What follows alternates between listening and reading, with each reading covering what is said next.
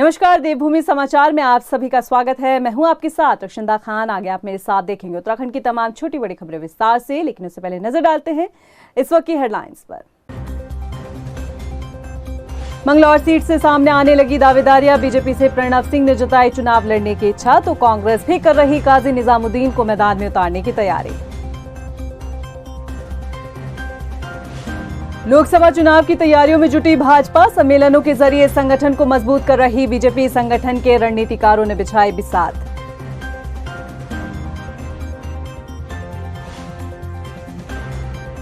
देहरादून में धीरेन्द्र शास्त्री का दिव्य दरबार। भारी संख्या में उमड़ी भक्तों की भीड़। सुरक्षा व्यवस्था के इंतजाम पुख्ता।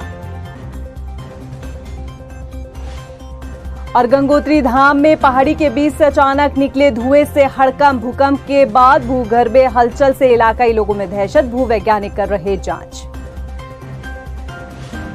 हेडलाइंस के बाद बुलेटिन में खबरें विस्तार से। और बात सबसे पहले करते हैं मंगलौर सीट की। मंगलौर से सपा विधायक सरवत करीम अंसारी के निधन के बाद ये सीट खाली हो गई है। मंगलौर सीट के लिए अब प्रणव सिंह ने अपनी दावेदारी पेश की है, तो वहीं दूसरी तरफ कांग्रेस भी इस सीट पर मजबूत दावेदार देने की तैयारी में है। ये रिपोर्ट देखिए। मंगलौर से सपा विधायक सरवत करीम अंसारी के निधन के बाद से मंगलौर विधानसभा सीट खाली है और अब वहां पर उपचुनाव होने हैं, जिसको लेकर बीजेपी और कांग्रेस के उम्मीदवार अभी से मैदान में उतरने और जीत के दावे कर चुके हैं। जहां एक तरफ बीजेपी से इस सीट पर पूर्व विधायक कुंवर प्रणव सिंह चैंपियन ने ताल ठोकने का दावा किया है, तो वहीं कांग्रेस से काजी निजामुद्दीन के नाम की घोषणा की गई है। पूर्व विधायक कुंवर प्रणव सिंह चैंपियन ने एक बयान में कहा है कि मंगलौर में अधिक संख्या में मुस्लिम समाज के लोग रहते हैं, जिनका वो दिल भी जीतेंगे और चुनाव में भी अपनी जीत हासिल जरूर करेंगे, क्योंकि उनका दिल 56 इंच के सीने में धड़कता है। क्यों नहीं लड़ेंगे? बिल्कुल लड़ेंगे, क्या दिक्कत है? जब वहाँ ये बात आ रही है कि 60,000 मुसलमान है, मुसलमान बीजेपी को वोट नहीं देता, तो यही चैलेंज से ही चैंपियन मुसलमानों का दिल भी जीत के दिखाएगा, क्योंकि उसका खुद 54 इंच के सीने में है दिल जीतेगा मुसलमानों का भी। और इंशाल्लाह पक्की जीत होगी मंगलौर से भी। आपको बता रहा हूँ, हिंदू मुस्लिम मुल्क मुझे वोट देंगे और एक नया रिकॉर्ड बनेगा। बीजेपी का सबसे पहला कैंडिडेट मंगलौर से जीतेगा विधायक। हालांकि चैंपियन भले ही इस सीट से अपनी दावेदारी पेश कर रहे हो, मगर फिलहाल भाजपा की तरफ से ये तय नहीं किया गया है कि उपचुनाव में बीजेपी किस चेहरे को मैदान में उतारेगी। देखिए, उन्होंने अपनी इच्छा जाहिर की है। अभी तो पार्टी को देखना है कि वहाँ पर जिताओ कैंडिडेट कौन है, कौन चुनाव जीत सकता है। पार्टी तो जीतने वाले को ही वहाँ पर चुनाव लड़ाई कर उनकी जीतने की संभावनाएं होंगी, तो निश्चित तौर पर उनके नाम पर विचार हो सकता है। वहीं दूसरी तरफ उत्तराखंड कांग्रेस के प्रदेश अध्यक्ष करण महारा ने मंगलौर सीट से काजी निजामुद्दीन के नाम की घोषणा की है। उन्होंने कहा कि मंगलौर सीट पर कांग्रेस की ही जीत होगी। मंगलौर दुर्भाग्यपूर्ण कहूँगा, क्योंकि विधायक की मृत्यु है। किसी की मृत्यु होना अच्छा नहीं माना जा सकता, लेकिन निश्चित ही चुनाव खत्म होने के तुरंत बाद मंगलौर से आवाज़ें आने लगी थी कि काजी निजामुद्दीन जी गलत हार गए। मतलब अच्छे आदमी थे, अच्छा काम करते थे, पढ़े लिखे व्यक्ति थे। और अब मुझे ऐसा लगता है कि जो बाई इलेक्शन होगा उसमें काजी निजामुद्दीन जी बेकंटक इस चुनाव को जीतेंगे। मंगलौर विधानसभा उपचुनाव में भले ही अभी 6 महीने का वक्त हो, लेकिन जिस तरह से बीजेपी के पूर्व विधायक कुंवर प्रणव सिंह चैंपियन इस चुनाव को लेकर उतावले हैं, उसे देखकर यही कहा जा सकता है कि चैंपियन को मंगलौर का उपचुनाव आपदा में अवसर की तरह नजर आ रहा है। हालांकि इस सीट पर सीधी टक्कर हमेशा से बसपा और कांग्रेस के बीच देखने को मिली है। उधर उत्तराखंड बीजेपी ने लोकसभा चुनाव की तैयारियां तेज कर दी है। बता दें कि भाजपा संगठन को मजबूत करने के लिए सम्मेलनों का आयोजन कर रही है। बीजेपी प्रदेश भर में विधानसभा वार सम्मेलन आयोजित कर सैनिकों, महिलाओं, अनुसूचित जाति और जनजातियों को साधने की कोशिश कर रही है। अनुसूचित जाति, जनजाति या सभी मोर्चों के सम्मेलन हम अगले माह शीघ्र प्रारंभ करने वाले हैं।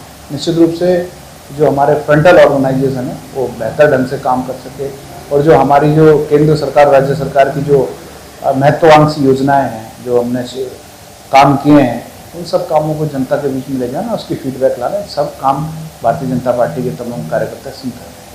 हल्द्वानी पहुंचे राज्य मंत्री सुरेश भट्ट ने कहा है कि अब पहाड़ों पर विशेषज्ञ डॉक्टर की तैनाती की जाएगी। भट्ट ने कहा कि सरकार पहाड़ों पर स्वास्थ्य सेवाओं को दुरुस्त करने के लिए लगातार काम कर रही है। पहाड़ों पर विशेषज्ञ डॉक्टरों को तैनात किया जाएगा, साथ ही एम्बुलेंस व्यवस्था भी बेहतर की जाएगी।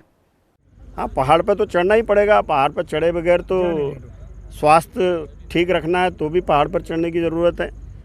तो पहाड़ पर भी सब प्रकार की सुविधाएं उपलब्ध हों, विशेषकर हमारे डॉक्टर्स की, दवाइयों की, वहाँ की जांच की, और विशेषकर हमारी जो इमरजेंसी सेवा, एम्बुलेंसेस की सेवा, ये हमारी अच्छी हो। इसके लिए हम सरकार भी प्रयास लगातार कर रही है, और जहाँ भी कुछ और ज़्यादा काम करने की ज़रूरत है, प्रयास करने की ज़रूरत है, उसको भी किया जाएगा।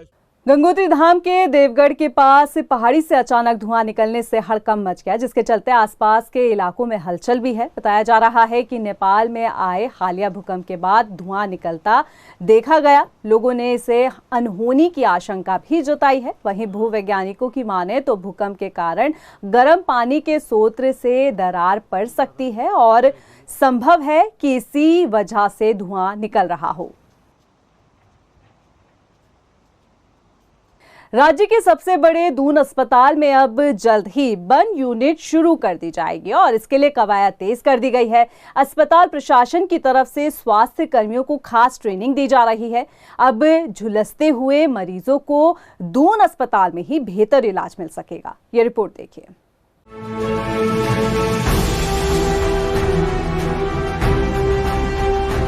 उत्तराखंड राज्य जहां की स्वास्थ्य सुविधाओं को लेकर बड़े बड़े दावे किए जाते हैं, मगर दुर्भाग्य देखिए कि उस राज्य के सबसे बड़े दून अस्पताल में बर्न यूनिट तो बना दी गई, लेकिन मरीजों को उसका लाभ कब मिलेगा ये कह पाना मुश्किल है, क्योंकि दून अस्पताल में 5 बेड के आईसीयू सहित बर्न यूनिट बनकर तैयार हो चुकी है, लेकिन इसे शुरू करने के लिए शुभ मुहूर्त का इंतजार किया जा रहा है।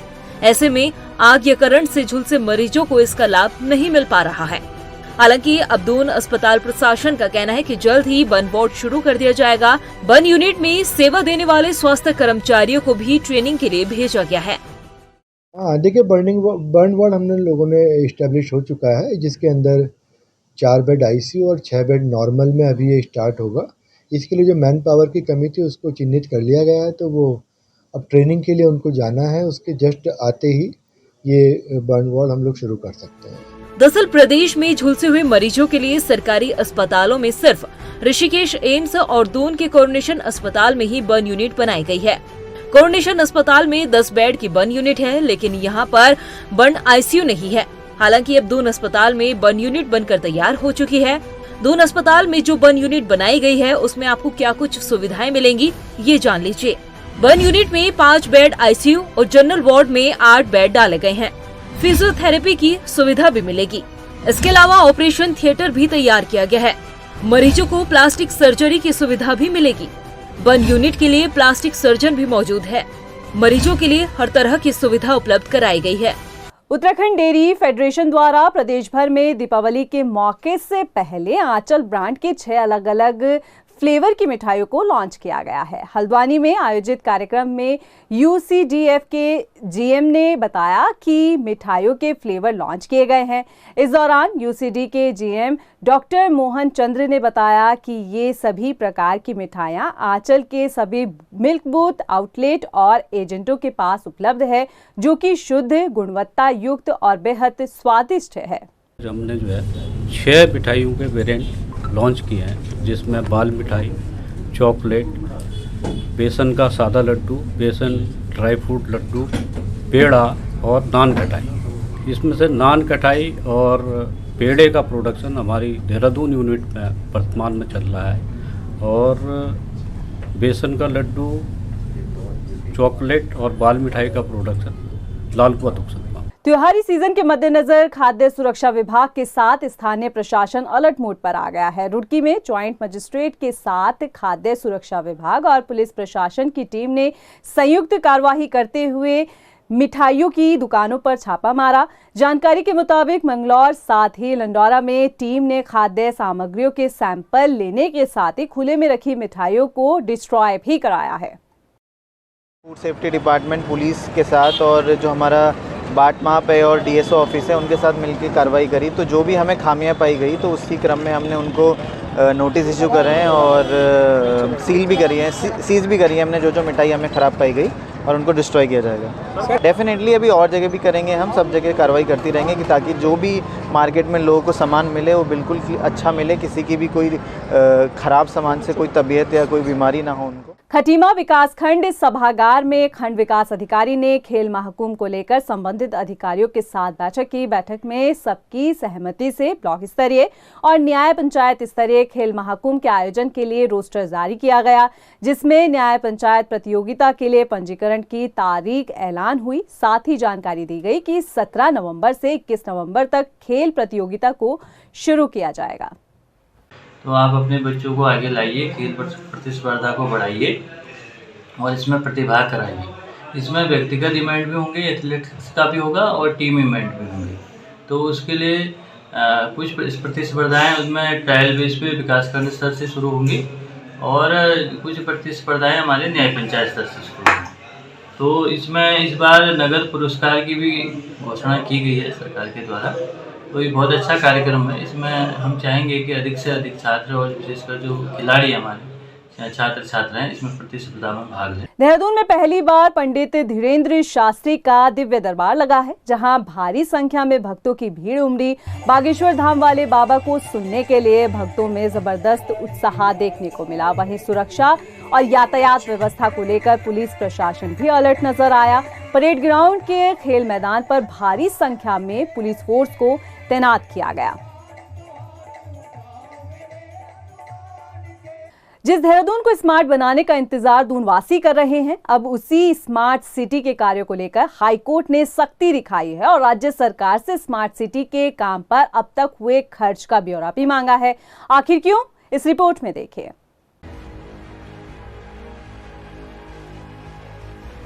स्मार्ट सिटी प्रोजेक्ट पर हाईकोर्ट सख्त।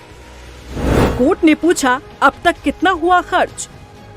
हाईकोर्ट ने सरकार से जवाब किया तलब। देहरादून को स्मार्ट सिटी बनाने का काम कई सालों से चल रहा है। एक तरफ जहां पहले से ही स्मार्ट सिटी के काम में हो रही देरी को लेकर सवाल उठते रहे हैं, आधे अधूरे कार्यों को लेकर दूनवासियों को परेशानियों का सामना करना पड़ता रहा है, तो वहीं अब इसी बीच नैनीताल हाईकोर्ट ने स्मार्ट सिटी के निर्माण पर ही सवाल खड़े कर दिए हैं। दून वैली में मास्टर प्लान और पर्यटन विकास बोर्ड के गठन के बिना हो रहे अवैध निर्माण कार्यों पर हाईकोर्ट ने सख्त रुख अपनाते हुए सरकार से पूछा है कि दून को स्मार्ट सिटी बनाने के लिए अब तक कितना बजट खर्च हुआ है। साथ ही ये भी बताने के लिए कहा है कि दून वैली का मास्टर प्लान के तहत विकास करने के लिए क्या प्लान बनाया गया। कोर्ट ने इस मामले में शपथ पत्र पेश करने के निर्देश दिए हैं। बता दें कि एक जनहित याचिका पर सुनवाई के बाद हाईकोर्ट ने सरकार से जवाब तलब किया है। याचिकाकर्ता ने याचिका दायर कर कहा, केंद्र सरकार का 1989 का नोटिफिकेशन होने के बाद भी उत्तराखंड सरकार ने अब तक ना तो पर्यटन गतिविधियों के लिए पर्यटन विकास प्लान तैयार किया है और ना ही लैंड यूज के लिए मास्टर प्लान बनाया गया। इसके चलते दून वैली कंक्रीट में तब्दील हो रही है, जिसका प्रभाव नदियों, जल स्रोतों और जंगलों पर पड़ता नजर आ रहा है। यानी कि याचिकाकर्ता ने स्मार्ट सिटी के नाम पर हो रहे निर्माण कार्य से पर्यावरण को हो रहे नुकसान पर चिंता जाहिर की है, जिस पर सुनवाई करते हुए हाईकोर्ट ने सरकार से सवाल पूछा है। हालांकि इसी सुनवाई के दौरान राज्य सरकार की ओर से कहा गया कि कोर्ट के आदेश पर राज्य सरकार ने पर्यटन विकास बोर्ड के गठन का प्रस्ताव केंद्र सरकार को 4 अक्टूबर को भेज दिया। इसमें केंद्र सरकार की संस्तुति आनी है। बहरहाल इंतजार करना होगा 8 दिसंबर का, जब इस पूरे मामले में अगली सुनवाई होगी। देखना होगा कि राज्य सरकार आखिर किस तरह से अपना जवाब पेश करती है। अभी के लिए फिलहाल इतना ही, मुझे दे इजाजत, लेकिन चलते चलते नजर डालते इस वक्त की हेडलाइंस पर। नमस्कार। मंगलौर सीट से सामने आने लगी दावेदारियां। बीजेपी से प्रणव सिंह ने जताई चुनाव लड़ने की इच्छा, तो कांग्रेस भी कर रही काजी निजामुद्दीन को मैदान में उतारने की तैयारी। लोकसभा चुनाव की तैयारियों में जुटी भाजपा। सम्मेलनों के जरिए संगठन को मजबूत कर रही बीजेपी। संगठन के रणनीतिकारों ने बिछाई बिसात।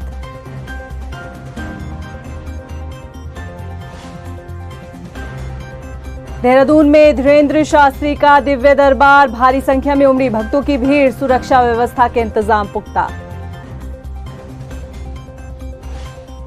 और गंगोत्री धाम में पहाड़ी के बीच से अचानक निकले धुएं से हड़कंप। भूकंप के बाद भूगर्भीय हलचल से इलाकाई लोगों में दहशत। भूवैज्ञानिक कर रहे जांच।